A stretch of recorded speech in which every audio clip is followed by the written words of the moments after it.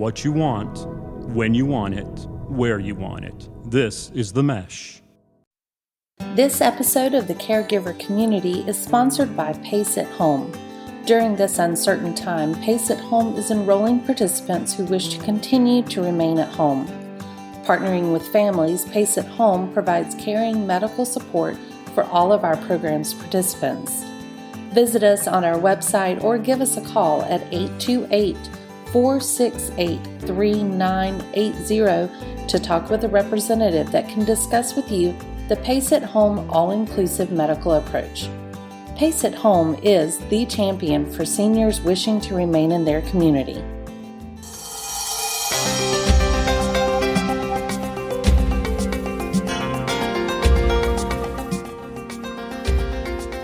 Welcome to the Caregiver Community.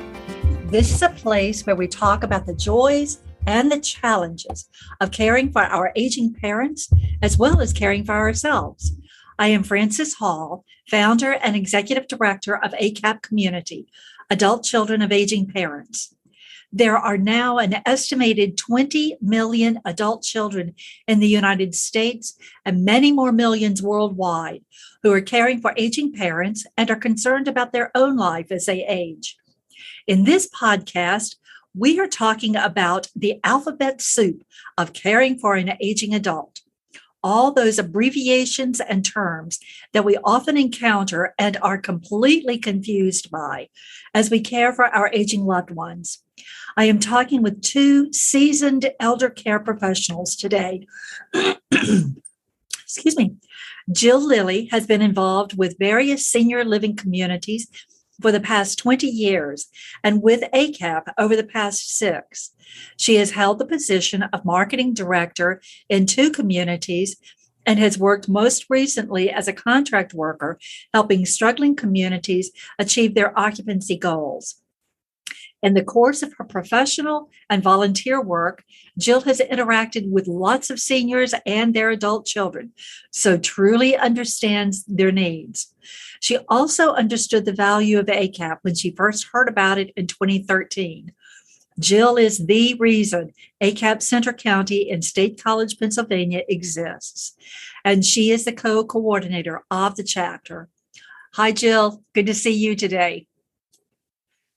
Vince Bartolome lives in Hickory, North Carolina, the home of the first ACAP chapter. He brings 25 years of healthcare experience to his role as the current ACAP Hickory Foothills chapter co-coordinator. Vince has served in operational roles for home healthcare agencies, and he was the director of social services for residents and families at a 170-bed skilled nursing facility, as well as being the vice president of program development for several hospice and palliative care providers in the Hickory, North Carolina area. I am delighted that both of us today. Okay, and then there are so many details involved with caring for an older adult. And on top of everything, sometimes it just seems like there's a whole new language that we need to be able to speak as caregivers. I suspect I am not the only one who had a huge learning curve when it comes to resources and jargon. So let's talk about some of the most common terms. There are lots of places we could start, but let's start with the loved one who wants to stay at home but needs more help from the family than the family can offer. I suspect that that's a pretty common scenario. At home, there can be everything from companion services to round-the-clock medical attention and everything in between. Jill, how about talking a little, please, about some terms that we may hear in the basic home care situation? Thank you. Thanks for all of these folks that are joining us today. I want to give you a few terms that you might hear about in a basic home care situation. So let's start out with home care agencies, also called HCAs. They provide non-skilled services to individuals in their home or other independent living location. They provide non-medical services such as housekeeping, food preparation, running errands, companionship, or adult sitting service. They also help with ADLs, another one of those alphabet soup acronyms. ADLs stand for Activities of Daily Living. And those activities include eating, bathing, dressing, incontinence care, toileting, transferring, and mobility assistance. These non-medical home care agencies are not covered by most insurance and are typically private pay, which means you pay out of pocket. There are exceptions to this, one of which is Medicaid. However, Medicaid's home care services are different in every state, and within each state, the home care benefits depend on the type of Medicaid program you're enrolled in. Another exception could be LTC, which stands for long-term care insurance. You need to read that fine print, but it is possible that if you're unable to do at least 2 activities of daily living, that your long-term care insurance could kick in. In addition to private pay and Medicaid, there are programs available through block grant funding, another term you should be aware of. This is a large lump of money granted by the federal government to the state governments with guidance and provisions as to the way the money can be used. For example, in Pennsylvania, this money, along with Pennsylvania lottery proceeds, are used to fund home and community services to individuals who don't qualify for aging waiver services. Eligibility for block grant funding is determined by local area on aging in the county where the individual resides. Let's take a look at one more common term, which is PACE.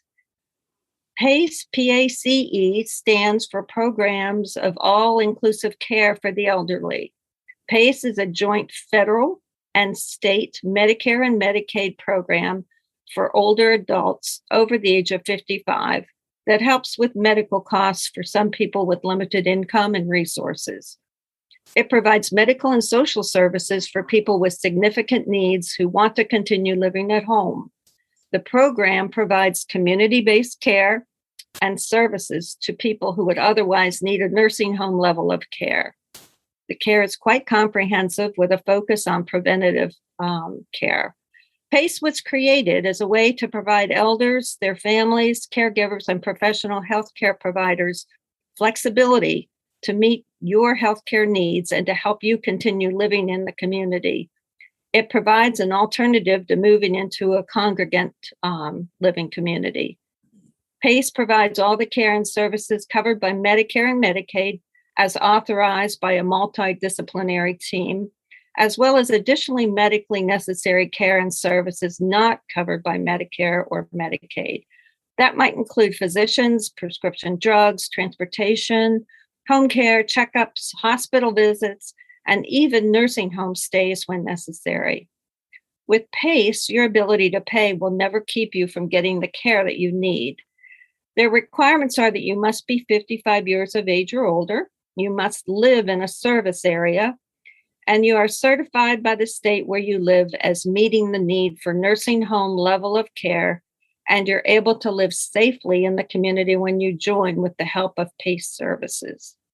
PACE uses both Medicare and Medicaid funds to cover all your medically necessary care and services, and you can have either Medicare, Medicaid, or both to join PACE. Most people are dually eligible. So that gives you a little bit of overview of those types of in-home care that you might be able to access. Wow, and you've covered a lot of ground just in that. Let me ask a couple of questions. The PACE, is PACE in every community or just larger communities? And is that nationwide? It is a national program, but it does vary with each state, and you do have to live within a service area, and most of those service areas are in the bigger cities. So not all, but in general, you'll find that they match up with the larger cities, and it does give people an opportunity to be able to stay in their own home instead of having to go into some other type of facility. Right. In fact, we have one in our area, and it's a marvelous program. Um, so, so basically, to find out that if they have a PACE in their area, they could contact any of the. Um, I guess I'm thinking particularly the Area Agency on Aging. Right. That would be a good place to go for that. Yes. And as a matter of fact, I depend on the Office of Aging as a resource for almost anything dealing with seniors. If they don't have an answer for you, they can get it. So right, sort of a one-stop shop. If you have a exactly. question, go there, and Yes. they can answer. Or if they can't answer, they can tell you who Yes. to go to.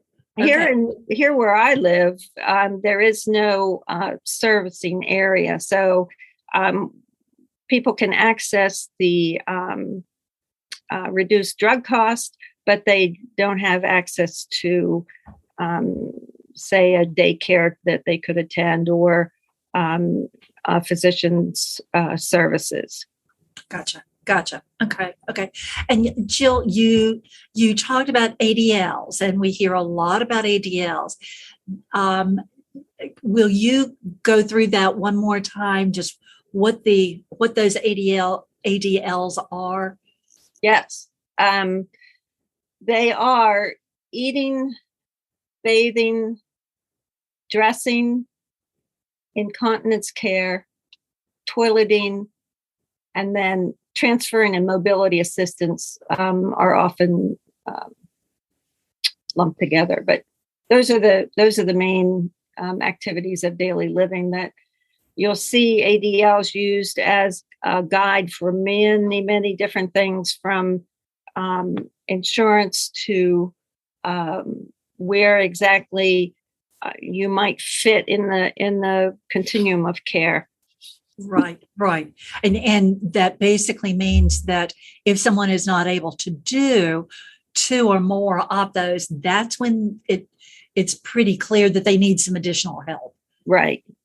Okay. That is a great overview. Thank you. Okay. So, but all of these services are different from when someone comes into the home and provides actual medical attention. Jill, what you've talked about is non-medical. Vince, will you talk some about home health care, meaning when someone comes into the home to actually provide some medical care, or maybe even in a facility? Yes, I sure will, and thank you for the invitation to participate today. Home health, and again, home health is different than home care. Home health is a skilled and certified need. This is typically ordered by a physician, and the recipient of a skilled certified home health is generally considered homebound, so they would have a homebound status. What a homebound status refers to is an individual who experiences a very taxing effort to be able to get dressed, go out, get in a car, and go somewhere. So the physician would determine the homebound status and then order whatever services a skilled certified home health provider would give. That can include skilled nursing. That can include physical therapy, or you might hear it PT. You could hear that the person who is going to provide PT is a PTA, or physical therapy assistant. You have occupational therapists or OTs, and again, their assistant would be an OTA. Speech difficulties or some swallowing difficulties post-stroke. So the physician may order a speech therapist to come in, and you would hear that referred to as ST. And this person would come in, any speech disorders, any possible swallowing difficulties, they would work with that. Some patients of a skilled certified home health need could possibly, they might have some issues at home, some social issues. So they can send in a certified social worker to help the patient and family work through those issues. It used to be fairly common that a certified nursing assistant or a CNA would come in and provide assistance with ADLs, which Jill spoke about. The home health agencies aren't providing that as much, but that is something that you can always ask for. And with all these skilled services, Medicare Part A will cover those, and they generally cover those at 100%. So there's no out-of-pocket expense for the patient or the family. Okay, so Vince, I think what you are saying is that an order from a doctor, just like a prescription, that an order from a doctor is really sort of the starting point for getting any kind of medical intervention in the home, the occupational therapy or the physical therapy or any of that. Is that right? Yes, with a skilled certified home health, you will always need a physician's order.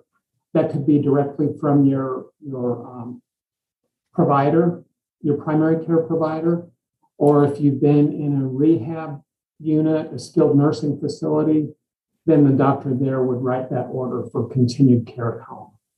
Gotcha. Okay. And you just talked about rehab, and often that happens after a hospitalization. So a lot of times, this somebody potentially could be at. It's almost like levels or a process. Sometimes, isn't it that somebody is at home and they're fine? And then they need a little bit of help. They need somebody just to come in and help with some cleaning, for example, or transporting or whatever. And then they kind of move sometimes into needing some home health care. Sometimes that home health care has been prompted by being in a hospital. But Vince, being in a hospital, there can be all kinds of terms there. That's not a jargon-free zone either.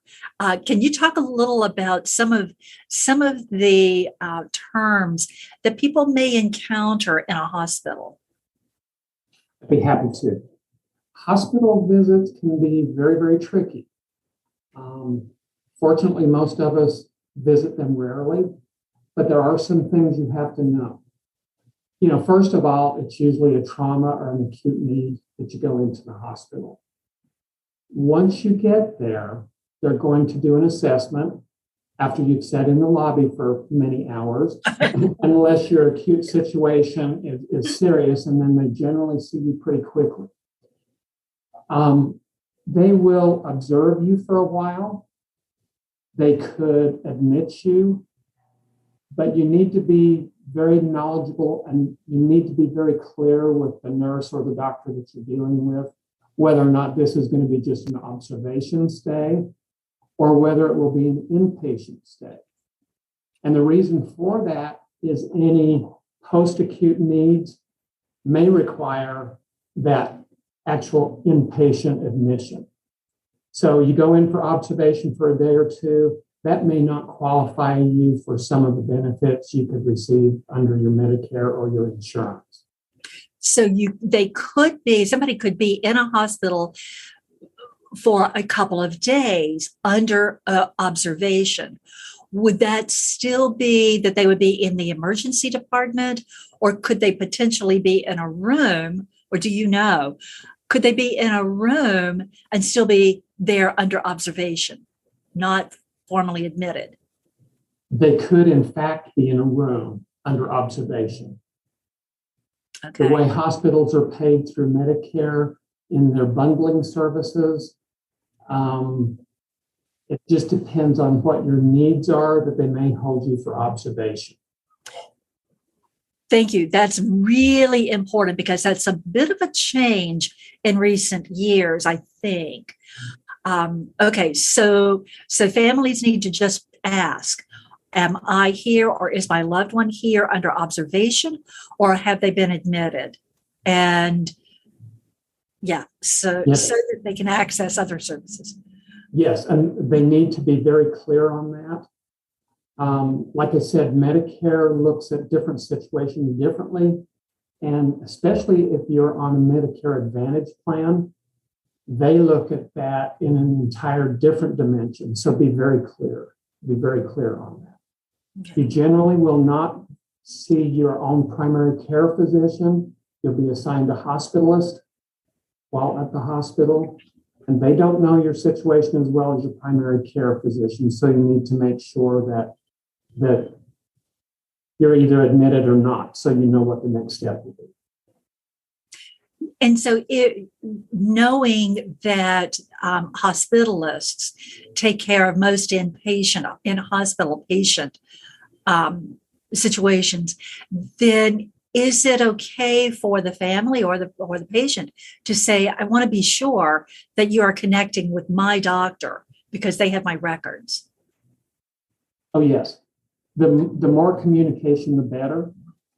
And it would always behoove you to at least talk to the charge nurse on the unit, that they get in contact with the primary care physician so that continuum of care flows smoothly. Good, good. Now, what about this? I have heard something about this 3-day rule with Medicare. Can you talk a little about that? Explain that? Typically, when a Medicare recipient or any insurance recipient is admitted to the hospital and they are there for 72 hours, they're entitled to some post-acute care that could be done in a skilled nursing facility. Some hospitals still have what they refer to as a step-down unit or a swing bed unit. So let's say that the person falls and breaks a hip and they go to the hospital, and let's say that they're actually admitted, which they typically would be if they have to do surgery to repair a broken hip. After that person recovers from their surgery and the physician deems then appropriate for some rehab, they could very possibly keep them in their own hospital in a different unit referred to as a step-down unit or a swing bed unit. So this unit is used for the person to go in and get physical therapy so that they can strengthen their muscles again and overcome the challenges they have with that broken hip. For a step-down unit or a swing bed unit, then they would refer you out to a skilled nursing facility or rehab, they call it. Again, skilled nursing facilities are skilled and they are certified to provide those services which Medicare and any other insurances would pay for. But it's important that you have that 3-day or 72-hour stay to be able to qualify for that post-acute unit. Gotcha. Okay. So they will do some rehab in the hospital, but sometimes there is need for more rehab that can be done than can be done in the hospital. Jill, this is sort of where you have lived, is with rehab and specifically with long-term care facilities, long-term care situations. Will you talk a little about those situations? Vince has covered a lot about rehab, but will you talk more about rehab, but most especially the long-term care? Sure, Frances. Often folks are discharged from the hospital and go into a rehab hospital until they get their strength back. And rehab hospitals focus on treating people recovering from debilitating injuries, illness, surgeries, and chronic medical conditions. Their focus really is to get their patients back to IL, or what is known as independent living. It's also possible that a patient may be discharged to a long-term care facility if they are no longer safe to live at home. So what are some of these facilities? First, there are personal care homes. They're licensed by the state. and personal care homes are residences that provide seniors support with ADLs, activities of daily living, plus possibly help with housekeeping, medication management, laundry, shopping, preparation, etc. Their services vary, but generally it's for seniors who do not need a higher level of support that you would find in a nursing home. Personal care homes are not reimbursed by Medicaid, so are generally private pay or possibly covered by VA if you're a vet. The next step or level would be assisted living. And assisted living is known as AL. I still remember when I first got into this business and all these acronyms were flying around. I had ADLs and ALs and SNF, which we'll get to in a minute. And I was totally bewildered, but eventually sorted things out. So anyway. And that's why we are doing this particular podcast, right? So Right. everybody kind of levels the playing field and understands the difference in an AL and an ADL. Right. So AL is a housing option for seniors who cannot live independently and need help with medications and or some activities of daily living, such as bathing, eating, dressing, etc. Then there are skilled nursing facilities, and those are, the acronym there is SNF, SNF, which is a step up in care from assisted living. Skilled nursing care is a high level of medical care that must be provided under the direct supervision of licensed health professionals, such as a registered nurse, speech, occupational, or physical therapist. And the care provided in any setting for any duration must be ordered by a doctor, as Vince had mentioned, to have it covered by Medicare, Medicaid, VA, or private health insurance. And finally, there are communities that specialize in memory care for individuals with Alzheimer's or other dementia. So you have all those levels of care. And then you have a CCRC. A CCRC stands for Continuing Care Retirement Community. And it typically encompasses all of these levels of living, from independent living to skilled care. Although not all of them have that specialized memory care, but many do. A more recent term for CCRCs is called a life plan community. But the idea of a CCRC is to enter into the community while you're still able to live independently, to enjoy a very carefree and active lifestyle with a whole package of amenities included, knowing that if you would need future care, such as assisted living or skilled nursing care, it is right on campus, so that while your care may change, your address doesn't. And I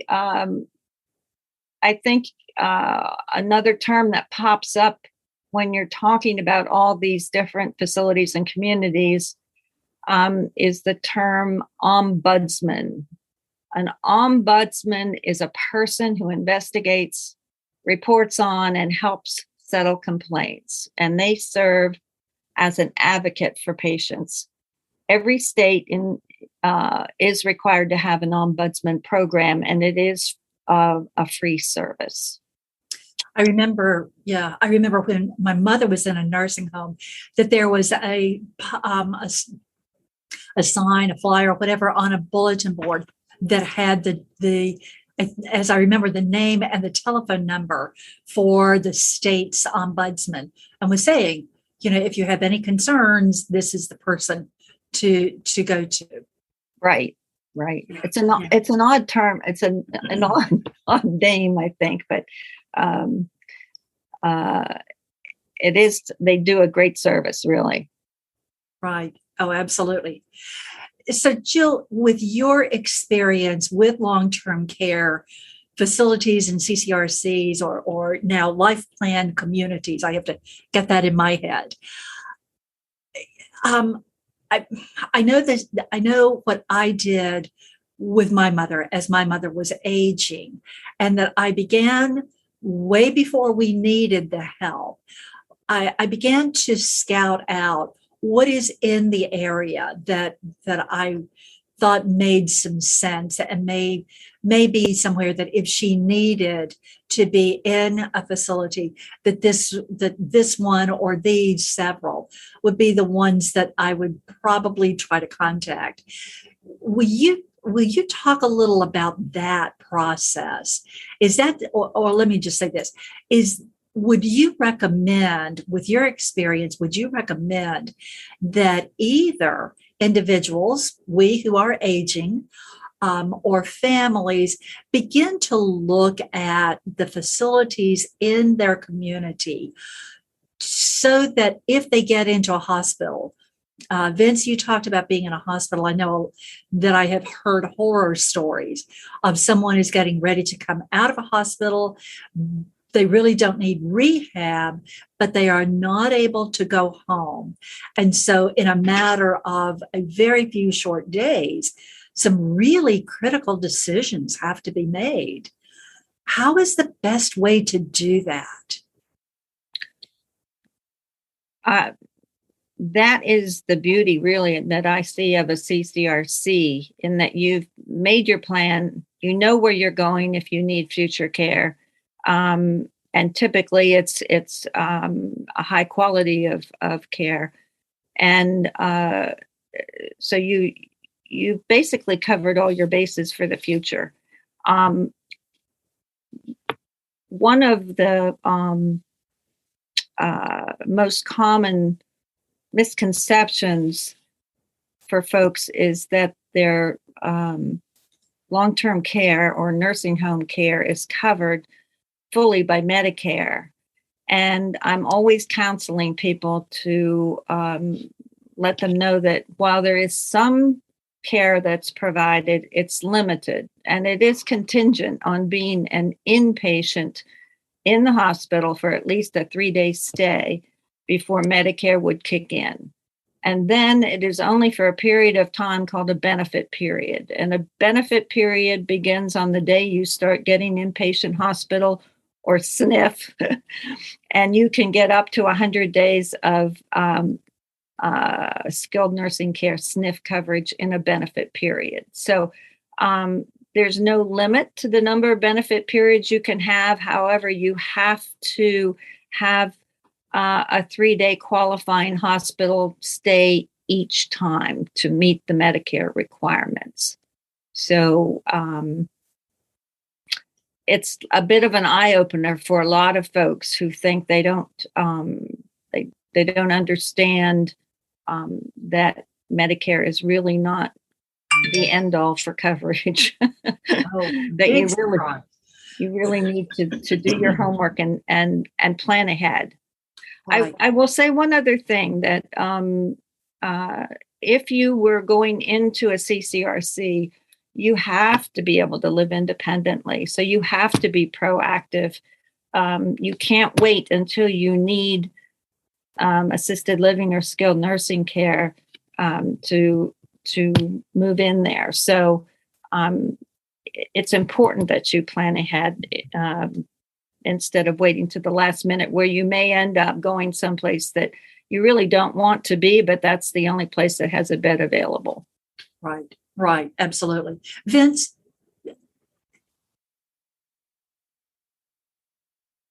I didn't hear you. Well, Vince, I know that you have a lot of experience in residential settings also. What's your take on how is the best way to go about this? If a loved one is getting ready to come out of the hospital and needs more than what they can get at home? Well, first of all, let me just expand on another idea that Jill shared. People do have a benefit of 100 days in a skilled nursing facility. And when they hear that 100 days, they think, oh yeah, that's going to be great. I've got this big long ride. when in fact, it generally, you get much less than that. And the first 20 days, you have to be careful. The first 20 days are covered at 100%. Starting on day 21 of that stay, you will be liable for 20% of that. So you would want to make sure that you have whatever Medicare plans to substantiate that 20%.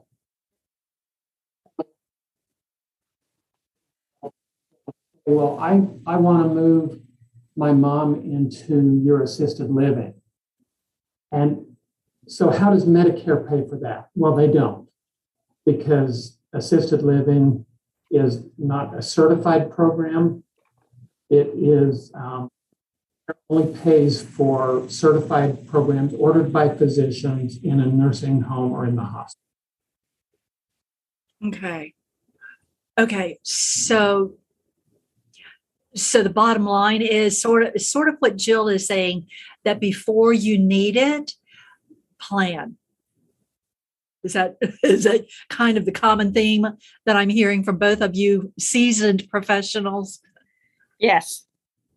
And actually, that's where I saw the benefit of ACAP, because I did talk to so many seniors and with their adult children who waited too long before making any kind of a decision. And ACAP provides that information to them so that they can make a good decision. And we have to get over this hurdle that, we hear in the United States all the time. Oh, I'm never going to take grandma to the rest home. We need to get over that. And we need to understand that there are going to be acute episodes where she may need it, at least temporarily. And there's all kinds of out there on the internet with friends. As Jill said, ACAP. Do some research, learn a little bit about what an assisted living is, what a skilled facility is. And there's all kinds of government websites that you can go to and look at how well they're rated in several different categories. So do some research just in case you need it. That's a really good point. Vince, can you talk about some of those websites? There's one .gov, right? Yes, Medicare.gov gives you the chance to look at skilled nursing facilities, hospitals, even primary care doctors. So in a nursing home situation, let's say your loved one has fallen and broke a hip, they're now in the hospital, and the social worker or discharge planner is talking to you about the next step would be rehab. So you need to go on Medicare.gov, and there's a place called Nursing Home Compare. And you can pull up all the nursing homes in your area. You can even do a side-by-side comparison, but you can read the reviews and you can see the ratings that the Center for Medicare Services has given them through all their audits and inspections. And in the state of North Carolina, for assisted living or family care homes, the state has a website that you can go in to compare and get survey results on each one. And so potentially other states would have that also, that not only the Medicare.gov, but also the state may have their own website that would compare, that would give information about the SNFs and ALs and all of that? Yes, they should. Usually the departments of health on the state level will give people those opportunities. Okay, good to know. Vince, there's another place, if I can call it that, there's another place that you have spent a lot of your career, and that is within the hospice and palliative care arena. Will you please talk about those and help people understand what those are?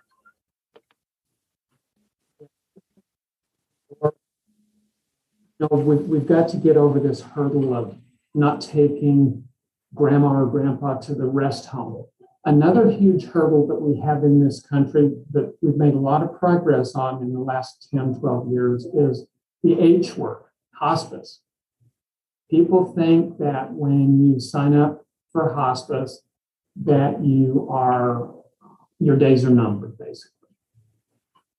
Very interesting, the studies that have been done through the federal government, the Center for Medicare Services, through the National Hospice and Palliative Care Association, that the earlier a person comes into the hospice program when they have a terminal diagnosis, that their lifespan is generally increased. Typically, when a doctor feels like a patient is ready for hospice, they look at it through the lens of having 6 months or less. That doesn't mean that's going to happen that way. Sometimes, statistically speaking, an average length of stay or a mean length of stay could be 7 days because people wait so late to get signed up. But many times people will go through different benefit periods. They're still showing a decline after 6 months, so they sign them up again. Many providers of hospice services are now changing their names so it sounds a little more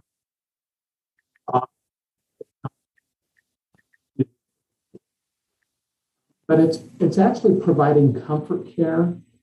It's actually providing quality for those days that a patient has left. And many times the medical director for the hospice will start taking these people off some of their meds that they really don't need anymore with a 6 month or less diagnosis. The people actually start to rebound and do a little better without it.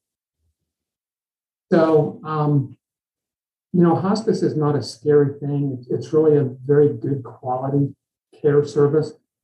There's another word that is used in the hospice circles, and that's palliative. Most people don't even know how to spell that, much less say it. But palliative is sort of like the little transition period that you can start to begin to go through before going into hospice care. You may have had some surgery that they're having a difficult time with pain control. So you can get palliative care involved to palliate some of those symptoms, to help with a specialized medicine regimen, and just extra help for your primary care physician. Hospice Medicare benefit usually pays for all of this. So generally, there's no out-of-pocket expense for hospice or palliative. Yes, I know several people who have gone into, have taken advantage of palliative care services as well as hospice care, and were delighted that their Medicare picked up all of that, or their insurance picked up all of that, that there was no cost to them at all. Vince, you were talking about that. That people sometimes live longer than originally anticipated, and I'm putting that in quotes because, of course, nobody ever knows how much, when our time is ending here on Earth. But my husband was a hospice chaplain. And in fact, Vince, you and Bill worked together. And there were numerous people who, as he called it, graduated from hospice, that, that they were in hospice and they got so much better that they didn't need hospice. So they kind of got kicked out of hospice. I know that sounds kind of funny, but that they truly got so much better because the service, the care in hospice is so excellent that they got to the point that they didn't need that any longer. So it became later. Yeah. Okay. So there are, as we are talking about all of this, there's another piece of this that I want to be sure that we talk about, and that is that we have some terms, geriatrician and geriatric specialist, but we also hear a gerontologist. Jill, will you talk a little about what the difference is in those two terms? Absolutely. A geriatrician, also known as a geriatric specialist, is a primary care doctor who has additional training in treating older adults. Those that are 65 years of age and older often have multiple multiple or complex health issues that need special care and would benefit from the care of a geriatrician. So geriatric specialists or geriatricians understand caregivers' roles and also work with family members. While they deal with the care of the elderly and their needs, gerontology is the study of aging and its impact on the population. So gerontologists kind of perform a support function in educating and understanding aging, while geriatricians deal with the actual care of these older adults. Gerontology kind of uses a multidisciplinary approach to study the problems that the elderly face and look for those big picture solutions, while geriatricians deal with the issues that their patients may be facing day to day.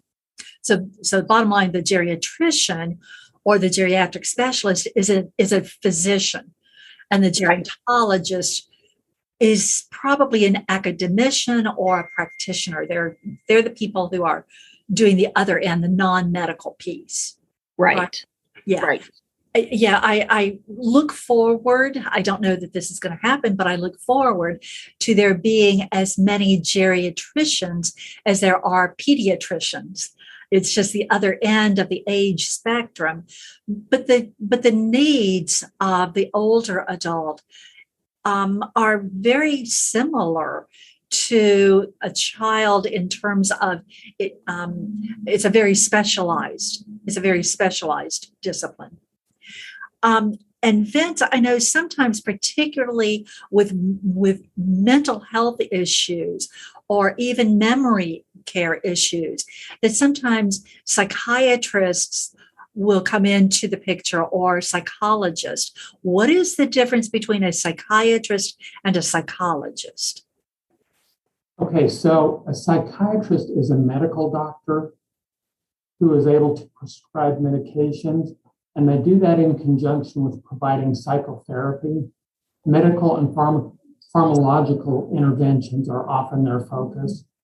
The psychologist holds a doctorate degree, but they're not a medical doctor. And most cannot prescribe medications. I believe some states they're allowed to, but rather they solely provide psychotherapy, which may involve cognitive and behavioral intervention. Typically, it's the psychiatrist who would look at dementia diagnoses, and then the psychologist would help the family or the patient work through. Gotcha. And so the psychiatrist can actually prescribe medication directly, whereas a psychologist would have to work through a physician to prescribe any kind of medication, whether that's for memory issues or mental health issues. Yes, that's correct. Right. Okay. And then we also have this whole specialty of legal people, of attorneys, and this whole body of DNA, POA financial, POA healthcare, living will, last will and testament, more alphabet soup stuff. Jill, you want to take a stab at kind of unpacking all of that? Oh, we do have a lot more acronyms here, don't we?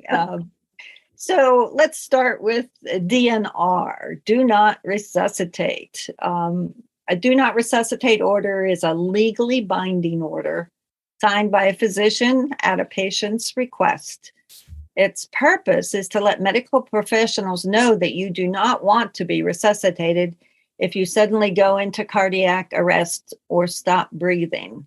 In other words, if your heart stops or you can't breathe, medical staff will let you die naturally instead of starting CPR, another acronym which stands for cardiopulmonary resuscitation. You may also hear the more updated term, which is DNAR, which stands for do not attempt to resuscitate. Just a slight difference there. POA. POA stands for power of attorney. This is legal authorization that gives a designated person the power to act for another. It's used most frequently if a person is temporarily or permanently ill or disabled and cannot act for themselves. You can have a healthcare power of attorney, or sometimes known as HCPA. And that's used if you want someone else to have the power to make health-related decisions on your behalf. It generally outlines your consent to give another person those powers in the event of an unfortunate medical condition. And the POA for healthcare is then legally bound to oversee medical care decisions on your behalf. POA can also be financial. This document allows someone else to manage your business and financial affairs, such as doing your taxes, filing tax returns, signing checks, depositing your Social Security checks, managing your investments. And you would have this in the event that you would become unable to understand or make decisions. To the extent of what the agreement spells out as the POA's responsibilities, that person has to carry out your wishes to the best of their ability. And just note that POAs vary from state to state, but all states accept some version of it. Another common term would be a living will. And a living will is a written legal document that spells out medical treatments you would and would not want to be used to keep you alive, as well as your preferences for other medical decisions, such as pain management or being an organ donor.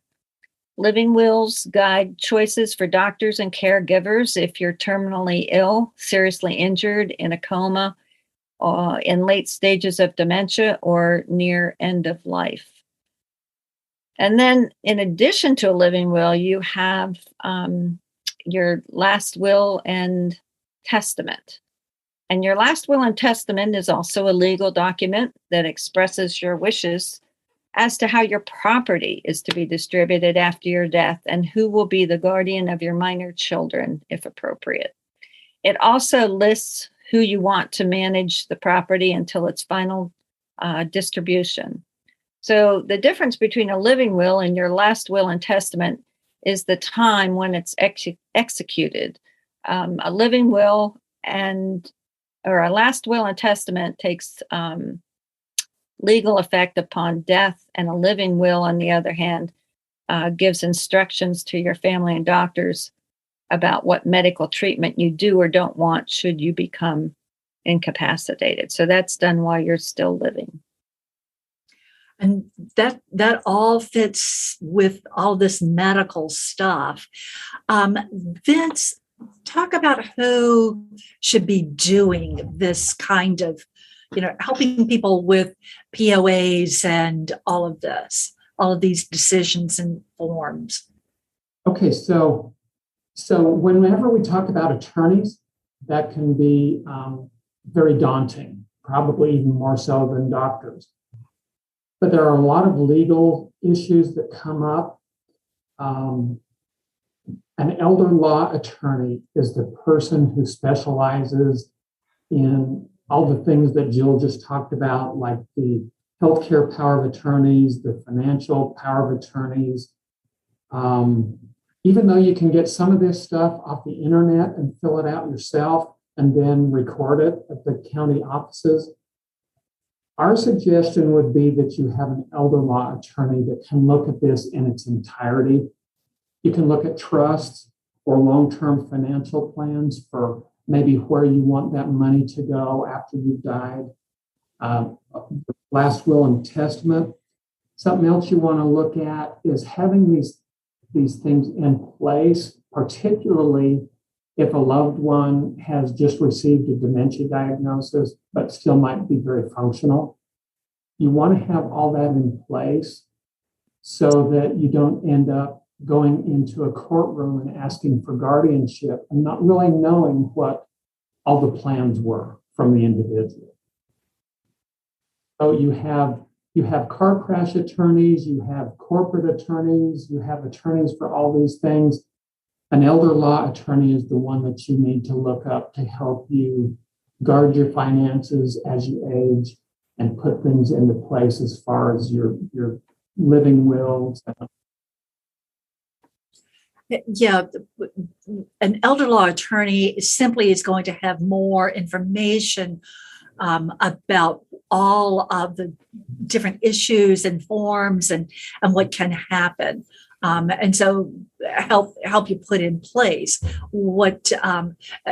help you put in place all of the forms and all the legal documents so that everything is ready, regardless of what the future holds. I want to say one more thing, and I know we are getting very short on time, but in North Carolina, I think this is becoming more and more prevalent throughout the nation. North Carolina has what is called a MOST form, medical orders of scope of treatment. And what that does, Jill had talked about the DNR and those kinds of documents. But what the MOST form does in North Carolina is to be very, very specific. If you are in this particular situation, how do you want us to respond? How do you want emergency folk to respond? And what I have found is that when people go into the hospital, sometimes the social worker in particular will ask them about those details. But that is a form that you work with your physician to complete. The physician has that. I frankly thought that an elder law attorney would have it, only to find that they didn't, that I had to go to my doctor to get that form. So I wanted to just put that plug in. And Jill, you all have something similar in Pennsylvania, don't you? Yes, we do. It's called POLST, POLST. And it sounds exactly the same as what you're talking about, or very, very similar, where it's a form you fill out with your doctor.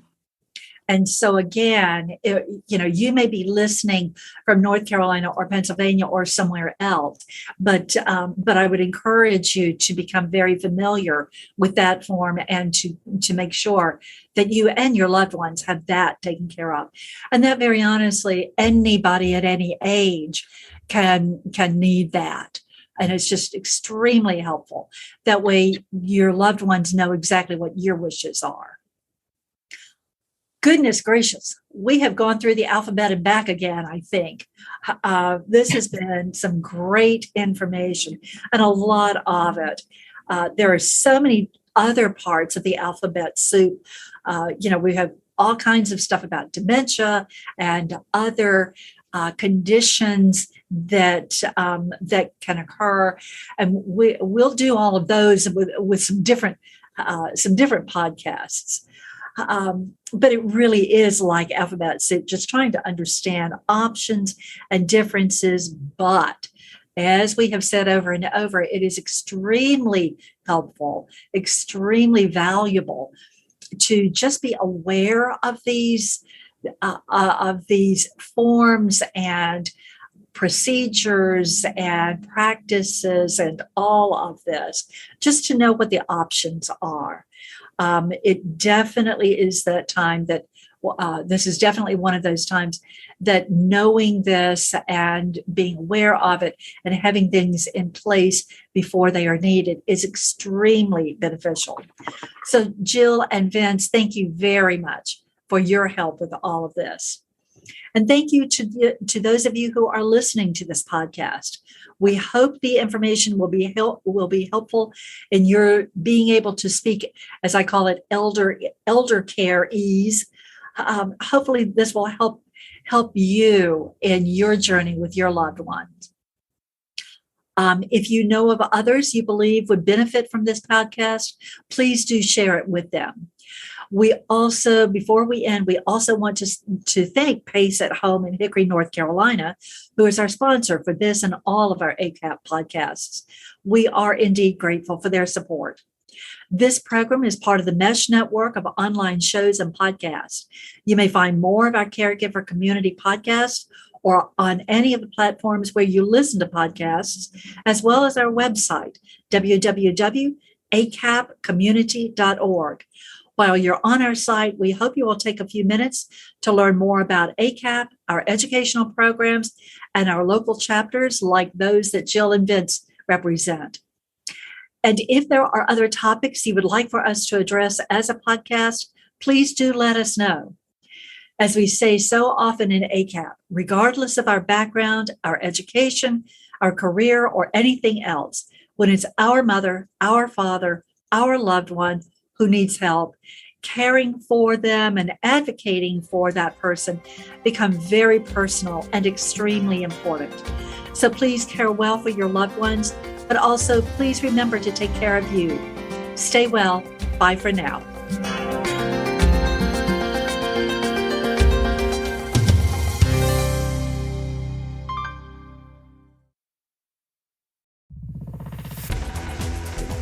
You've been listening to The Mesh, an online media network of shows and programs ranging from business to arts, sports to entertainment, music to community. All programs are available on the website as well as through iTunes and YouTube. Check us out online at themesh.tv. Discover other network shows and give us feedback on what you just heard.